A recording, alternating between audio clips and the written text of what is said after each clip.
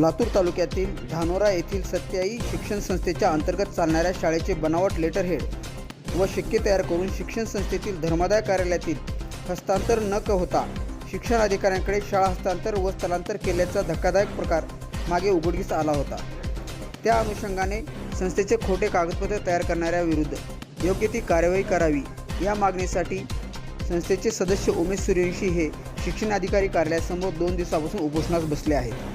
मी उमेश भाऊराव सूर्यवंशी, मी सत्ताई शिक्षण संस्थेचा सदस्य आहे व काही बनावट लोकांनी संस्थेचा शिक्के व शाया करून सचिवपद आणि अध्यक्षपद दुसऱ्या नावानं लेटर पॅड तयार करून त्याच्या प्रयत्नामध्ये असल्यामुळे मी इथं उपोषणाला बसलो आहे। शाळा ट्रान्सफर करून दुसरीकडे नेतात अशा ठिकाणी की तिथं ते धोकादायक जागेत प्लेटी सिमिटी प्लेटची कंपाऊंडची शाळा तयार केलेत।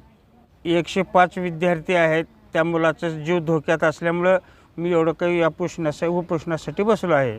माझे मामा श्री उमेश भाऊराव सूर्यवंशी हे श्री सत्याई शिक्षण संस्थेचे 1992 पासून आज तागायत विश्वस्त आहेत। सत्याई शिक्षण संस्थेचे काही लोकांनी काही इस्मांनी बनावट कागदपत्र बनवून शिक्षण कार्यालयामध्ये जमा केला व हस्तांतर स्थलांतरासाठी प्रयत्न केला।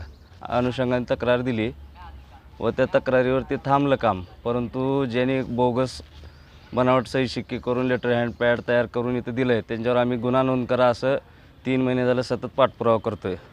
वरिष्ठांचं पत्रसुद्धा आलं की कारवाई करा, परंतु इथल्या विभागातले शिक्षण अधिकारी विभागातले लोक त्या गोष्टीवर टाळाटाळ करत आहेत कारवाई करण्यासाठी। आज करू उद्या करू 3 महिन्यापासून सतत पाठपुरावा करून मामा आज उपोषणासाठी इथं बसलेले आहेत शिक्षण विभागापुढे। 12 तारखेपासून बसलेत ते सकाळी 1 पासून, आज दुसरा दिवस 1 वाजलेत। त्यांची परिस्थिती म्हणजे काय, त्याला शुगर आणि BP आहे म्हणून त्यांची परिस्थिती थोडं तब्येत खालावत आहे। आम्ही ज्यावेळेस शिक्षण अधिकारी साहेबांना निदर्शनास आणून दिलो की हे संस्थेचा सदस्यही नाही आणि कुठल्याही सचिव नाही, काहीच नाही, आपल्या कार्यालयात बोगस प्रस्ताव त्यांनी दाखल केला आहे। शिक्षण अधिकारी आम्हाला म्हणाले की आम्ही शेड्यूल 1 मागून घेतो। शेड्यूल 1 पण आलं धर्मदायमधून।